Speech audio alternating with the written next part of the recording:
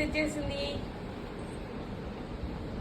Last time మేము మార్పు మార్ట్కి వెళ్ళినప్పుడు ఐస్ క్రీమ్ అయితే కనిపించింది. అప్పుడు మా చెల్లి తీసుకుందామని చెప్పింది. అమ్మ ఇచ్చింది 500, మనం 500 తీసుకుని నీకేం కొనుక్కోలేం పదా ఇంటికి అని చెప్పా. అప్పటి నుంచి అడుగుతూనే ఉంది, నాకు అది కావాలి నాకు అది కావాలి అని అడుగుతూనే ఉంది. ఇంకా నేను మా మమ్మీ బయటికి వెళ్ళినప్పుడల్లా నేను ఖచ్చితంగా అరుణ్ పాలకి అయితే వెళ్ళి చూస్తూ ఉన్నా వచ్చిందా లేదా ఈ కేక్ అని. ఇంక ఈరోజు నేను మా మమ్మీ ఒక వర్క్ మీద బయటకి అయితే వెళ్ళాము. అప్పుడు కూడా వచ్చేటప్పుడు మా చెల్లి చెప్పింది గుర్తొచ్చింది. ఐస్ క్రీమ్ పార్లర్కి వెళ్ళి చూసి ఇది వచ్చేసింది.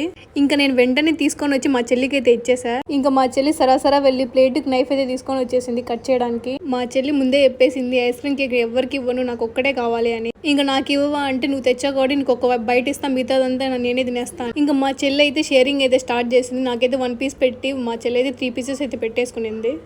ఐస్ క్రీమ్ కేక్ అయితే టేస్ట్ అయితే సూపర్ గా ఉండింది. ఈ ఐస్ క్రీమ్ కేక్ వచ్చేసి 300 రూపీస్. ఈ ఐస్ క్రీమ్ కేక్స్ కొత్తగా స్టార్ట్ అయితే అయ్యాయి కదా, మీలో ఎవరైనా ఈ కేక్ ని టేస్ట్ చేశారా? 3 పీసెస్ పెట్టుకునింది.